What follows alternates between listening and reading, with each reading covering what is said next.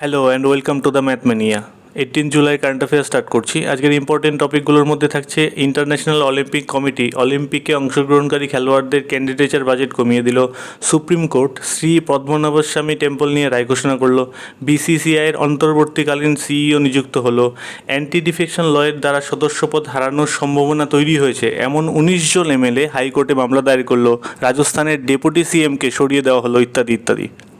আমার সম্পর্কে বলি, আমার নাম উৎপল মিত্র। আমি এমএসসি করেছি অ্যাপ্লাইড ম্যাথামেটিক্সের রাজাবাজার সায়েন্স কলেজ থেকে। এর আগে আমি স্কুল টিচার ছিলাম, এখন ডব্লিউবিসিএস গ্রুপেতে আছি, ফুড অ্যান্ড সাপ্লাইজ ডিপার্টমেন্টে।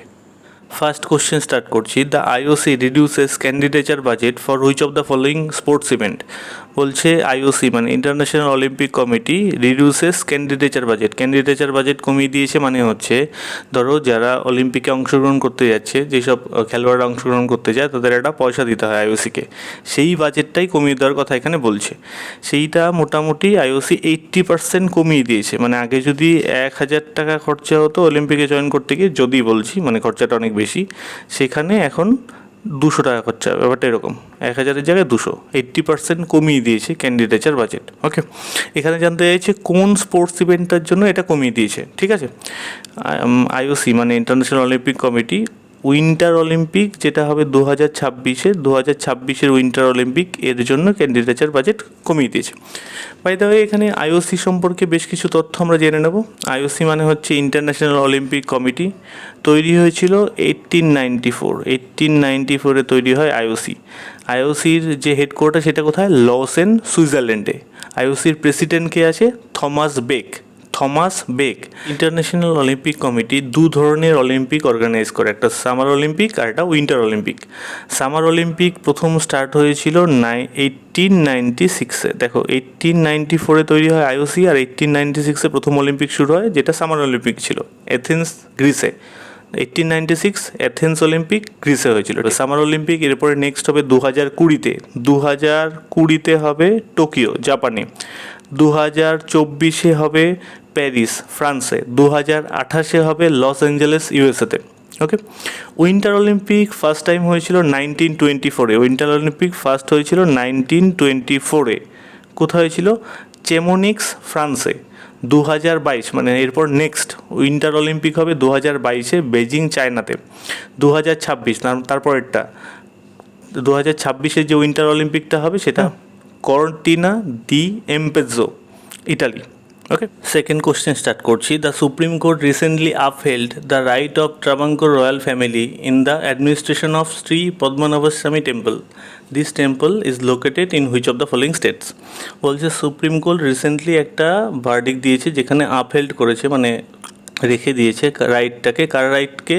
ট্রাভাঙ্কোরের রয়্যাল ফ্যামিলির অ্যাডমিনিস্ট্রেটিভ রাইটকে শ্রী পদ্মনাভস্বামী টেম্পলের ওপর। মানে হচ্ছে পদ্মনাভস্বামী টেম্পলের যে অ্যাডমিনিস্ট্রেশনের দায়িত্ব এতদিন ট্রাভাঙ্কোরের রয়্যাল ফ্যামিলি সামলে এসেছিল। তো যেটা হয়েছিল 2011 সালে একটা ভার্ডিক্ট দিয়েছিল কেরালা হাইকোর্ট, মানে কেরালা হাইকোর্ট একটা ভার্ডিক্ট দিয়েছিল যে পদ্মনাভস্বামী টেম্পলের যে অ্যাডমিনিস্ট্রেটিভ রাইট আছে সেটা একটা ট্রাস্ট বানিয়ে তাদেরকে ট্রান্সফার করা হোক। সেই অনুযায়ী স্টেট গভর্নমেন্টকে ডিরেক্ট করে দিয়েছিল। সেই রায়ের এগেনস্টে সুপ্রিম কোর্টে মামলা হয়। সুপ্রিম কোর্ট রিসেন্টলি যে রায়টা দিয়েছে সেখানে বলা হয়েছে যে পুরনো কেরালা হাইকোর্টের রায়টাকে মানে পাল্টে দিয়েছে বেসিক্যালি, আর তারপর বদলে ট্রাভাঙ্কোরের যে রয়্যাল ফ্যামিলি আছে তাদেরকেই দায়িত্ব দিয়েছে। তারাই ছিল আর তারাই রয়ে গেল। এখন কী করবে তারা? অ্যাডমিনিস্ট্রেটিভ দায়িত্ব সামলাবে শ্রী পদ্মনাভস্বামী টেম্পলের। তো অবভিয়াসলি টেম্পলটা হচ্ছে কোথাকার? কেরালার টেম্পল, শ্রী পদ্মনাভস্বামী টেম্পল, কেরালার টেম্পল। এবার এই টেম্পল সম্পর্কে আরও 2-3টে ইনফরমেশন জেনে নাও। সে তিরুবনন্তপুরম, কেরালার তিরুবনন্তপুরমে শ্রী পদ্মনাভস্বামী টেম্পলটা অবস্থিত। আর এটা তৈরি হয়েছিল 16th সেঞ্চুরিতে। ওকে, আর এখানে যে ডেইটি আছে, মানে ডেইটি মানে হচ্ছে যে দেবতার পূজা করা হয়, তিনি হচ্ছেন মহাবিষ্ণু। ডেইটি হচ্ছে মহাবিষ্ণু। ওকে, এইবার আসি যে আমাদের এই সুপ্রিম কোর্ট সম্পর্কে এখানে কিছু ইনফরমেশন দরকার, যেহেতু সুপ্রিম কোর্টের কথা আসছে। সুপ্রিম কোর্ট, আমাদের ভারতবর্ষের সুপ্রিম কোর্ট তৈরি হয়েছিল 26শে জানুয়ারি 1950, 26th জানুয়ারি 1950। আমাদের সুপ্রিম কোর্টের ম্যাক্সিমাম স্ট্রেংথ মানে ম্যাক্সিমাম জাজেস হতে পারে, টোটাল যে ম্যাক্সিমাম জাজ হতে পারে আমাদের সুপ্রিম কোর্টে সেটার হচ্ছে 1+34। 1+34 এরকম কেন? একজন হচ্ছে চিফ জাস্টিস, বাকি 34 জন হচ্ছে জাজেস। ঠিক আছে, এখন আমাদের সুপ্রিম কোর্টে চিফ জাস্টিস কে আছে? শরদ অরবিন্দ বোবদে। শরদ অরবিন্দ বোবদে, ইনি 47th chief justice, 47th chief justice. আর কি জানবো সুপ্রিম কোর্টের কি কাজ? সুপ্রিম কোর্ট হচ্ছে আমাদের highest judicial organisation in India, মানে সবচেয়ে বড় জুডিশিয়াল অর্গানাইজেশন বা সবচেয়ে লাস্ট রিসর্ট বলতে পারো এটাকে। প্রথমে তোমার লোকাল কোর্ট, তারপর ডিস্ট্রিক্ট কোর্ট, তারপরে তোমার হাইকোর্ট, তারপরে সবার পরে হচ্ছে সুপ্রিম কোর্ট। ঠিক আছে, আর কি আছে? সবচেয়ে ইম্পর্ট্যান্ট আরেকটা কাজ হচ্ছে আমাদের কনস্টিটিউশনের গার্জিয়ান হচ্ছে সুপ্রিম কোর্ট। আমাদের কনস্টিটিউশনকে রক্ষা করার দায়িত্ব, ব্যাখ্যা করার দায়িত্ব পুরোটাই হচ্ছে সুপ্রিম কোর্টের ওপর। ওকে, এখানে আরেকটু জিনিস জেনে নিই, সেটা হচ্ছে কেরালা সম্পর্কে। যেহেতু কেরালা এসছে, কেরালাতে এখন বাম গভর্নমেন্ট চলছে। সিএম কে আছেন পিনারাই বিজয়ন। আর কি জানবো? গভর্নর, কেরালার এখন গভর্নর আছেন আরিফ মোহাম্মদ খান।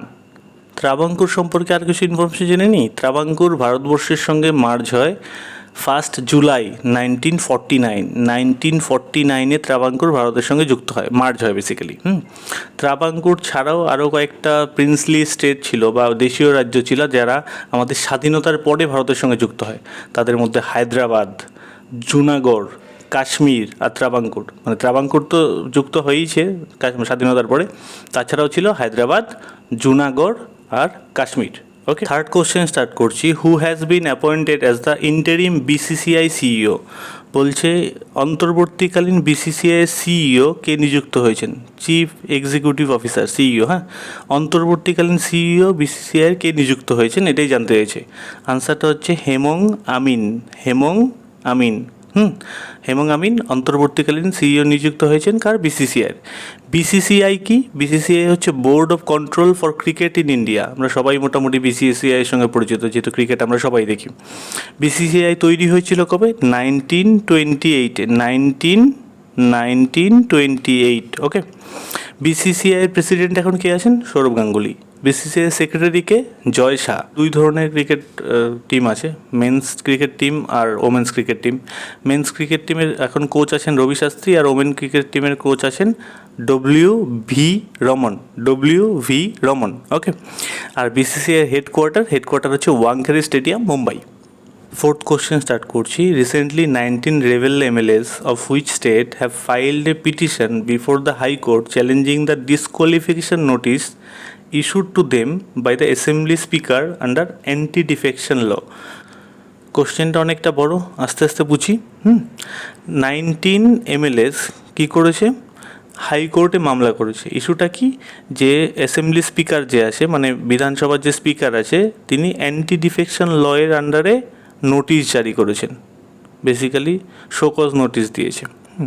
যদি ঠিকঠাক কারণ দেখাতে না পারে তাহলে তাদের তোমার যে ক্যান্ডিডেট আছে সেটা বাতিলও হতে পারে, এমএলএ পদ খারিজ হয়ে যেতে পারে। ঠিক আছে, এই যে মানে নোটিশটা ইস্যু করেছে, কে ইস্যু করেছে? Assembly speaker. কোথাকার স্পিকার? বেসিক্যালি ঘটনাটা হচ্ছে রাজস্থানের যে লেজিসলেটিভ অ্যাসেম্বলি আছে বা বিধানসভা আছে, সেখানকার স্পিকার, যিনি এই 19 জন এমএলএর বিরুদ্ধে একটা কি শোকজ নোটিশ দিয়েছেন। কি শো করতে হবে? যে অ্যান্টি ডিফেকশন লয়ের আন্ডারে শোকজ নোটিশ দিয়েছে।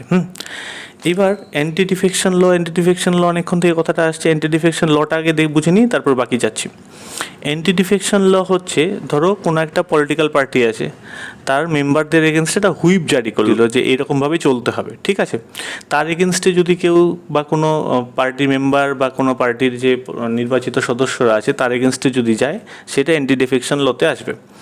এছাড়া কি হবে? ধরো কোনো এমএলএ কি বা এমপি কী করে, এক দলের হয়ে জিতলো, এরপরে ভোটের পরে গিয়ে অন্য দলের সঙ্গে অ্যালাইড হয়ে গেল। এইসব জিনিসকে আটকানোর জন্য অ্যান্টি ডিফেকশন ল লাগানো হয়। অ্যান্টি ডিফেকশন ল লাগানো হলে কি হবে?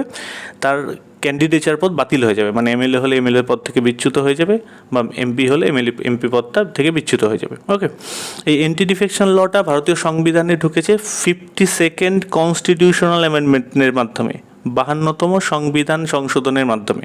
কত সাল? 1985। এই সময় ভারতের প্রধানমন্ত্রী ছিল রাজীব গান্ধী। ওকে, আর এই অ্যান্টি ডিফেকশনটা লোকে ভারতের সংবিধানে ঢোকানো হয়েছে 10th শিডিউলে। আমাদের সংবিধানে 12খানা শিডিউল, তার 10 যে শিডিউল আছে বা 10th স্কেডিউল আছে সেইখানটায় ঢোকানো হয়েছে অ্যান্টি ডিফেকশন লটাকে। রাজস্থানের যে স্টেট অ্যাসেম্বলি আছে সেখানকার স্পিকার যিনি এই অ্যান্টি ডিফেকশন লর এগেনস্টে নোটিশ জারি করেছেন তার নাম হচ্ছে CP Joshi. Fifth question start করছি। Who has been removed as the deputy chief minister of Rajasthan? রাজস্থানের ডেপুটি চিফ মিনিস্টারের পদ থেকে কাকে সরিয়ে দেওয়া হয়েছে? আনসারটা হচ্ছে সচিন পাইলট। সচিন পাইলটকে রাজস্থানের ডেপুটি চিফ মিনিস্টারের পদ থেকে সরিয়ে দেওয়া হয়েছে। ওকে, এবার ডেপুটি চিফ মিনিস্টার ব্যাপারটা কি?